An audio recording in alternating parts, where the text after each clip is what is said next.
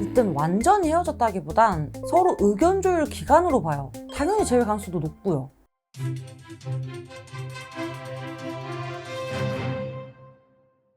안녕하세요. 연애 자격 가람쌤이에요. 연애가 타이밍이듯 재회도 타이밍인데 내 경우엔 재회 가능성이 어떨지 많이 궁금해 하실 텐데요. 그래서 오늘은 재회가 제일 잘 되는 타이밍에 대해서 쫙 알려드릴게요. 여러분도 한번 확인해 보세요. 재회가 제일 잘 되는 타이밍 첫 번째, 플래티넘 타이밍.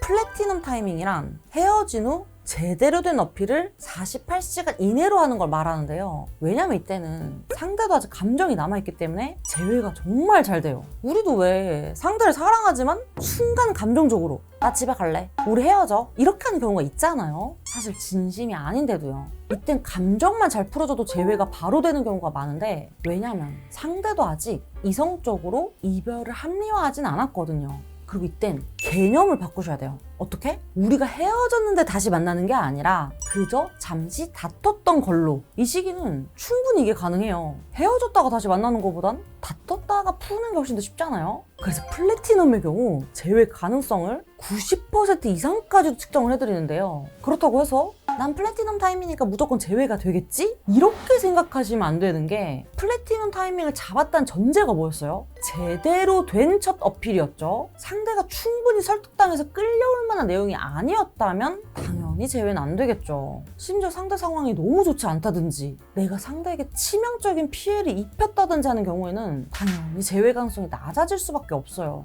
물론 상대 성향, 소구점, 우리가 만나게 된 이유, 마지막 상황 등 이렇게 전체적인 부분을 다 파악해야 정확한 가능성을 측정할 수 있고요. 내 상황에선 재회 가능성이 어느 정도인지 알고 싶다 하시는 분들은 고정 댓글 링크 통해서 상황 자세히 보내주세요.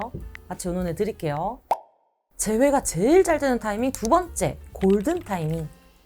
이때는 헤어진 지 7일에서 10일 이내로 제대로 된 어필을 해낸 경우를 말하는데요. 아직까지는 재회 가능성이 70에서 80%로 꽤 높은 편이에요. 물론 현실적인 문제를 다 극복할 만큼 철저히 준비가 됐다라는 전제가 깔리겠죠. 이때까지만 해도 아직 상대한테 나에 대한 마음이든 화든 어떤 감정이 남아있고, 아직까지는 우리가 완전히 헤어져야 한다는 이별의 정당화가 다 이루어지지 않은 상태죠. 그래서 이때 우리가 연락을 보내도 연애할 때처럼 상대가 습관적으로 받아줄 확률이 굉장히 커요. 근데 또 그렇다고 해서 아무 연락이나 막 보내면 안 되겠죠. 우리가 헤어진 지 일주일에서 10일 동안 여러분들은 어떤 생각과 마음을 가지면서 시간을 보냈을까요? 설마 이별의 아픔에만 푹 빠져 계셨던 건 아니겠죠? 우린 재회도 당당하게 하셔야 돼요. 상대에게 연락을 보내더라도 내가 그동안 어떤 걸 깨달았고, 그래서 어떤 해결책을 강구했는지, 또 나에게 어떤 변화가 있었는지를 어필하는 게 중요해요. 이러한 내용 없이 그냥 부탁드리고 보냈다간 진짜 소중한 기회를 놓칠 수도 있어요. 이 시기까지는 상대 입장에서 생각하고 말하는 너만 잘하셔도 재회 가능성이 진짜 높은 시기예요. 관련해서는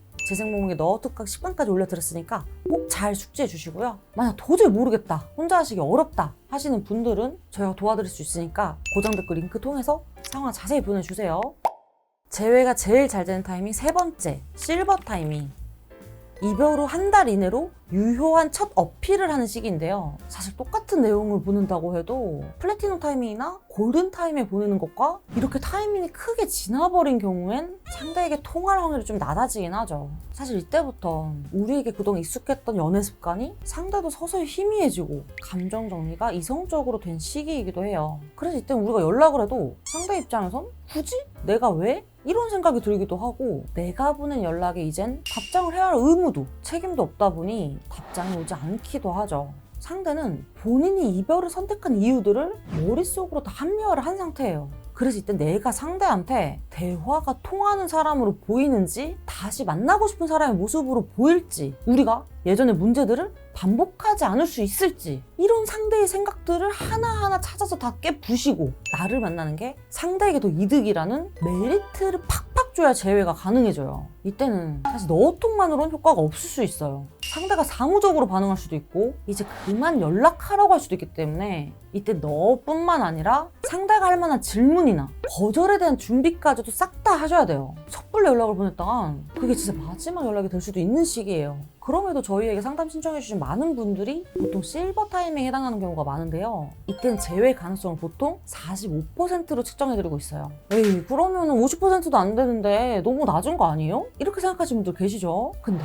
혼자 시도하셨을 땐 몇 %일 것 같나요? 저희가 실제로 혼자서 제외를 시도하신 분들의 결과치를 측정했을 때 5% 정도였어요. 왜냐면 보통 하면 안 될 행동을 하세요. 미안해, 내가 잘못했어, 이런 뻔한 말만 늘어놓거나 심지어 무작정 상대 집에 찾아가거나 맞는 방법이 뭔지 모르니까 상대가 더 질려할 만한 행동을 하고 아니면 하염없이 그냥 기다리는 경우가 대부분이에요. 그러니까 당연히 잘 안 될 수밖에 없고요. 물론 혼자 하시는 분들도 연애자극 유튜브 보고 열심히 공부하셔서 잘 해내신 분들도 있긴 하는데요. 그럼 정말 상담받는 분들 이상으로 하셔야 된다는 거 다들 잘 아시죠? 그리고 사실 제외 가능성이 있냐 없냐보다도 여러분의 상황에서 제외 가능성을 높이고 싶은 거잖아요. 그렇다면 확률에 의존하기보단 제외가 될 방법을 강구하셨으면 좋겠어요. 저희도 끝까지 도와드릴게요.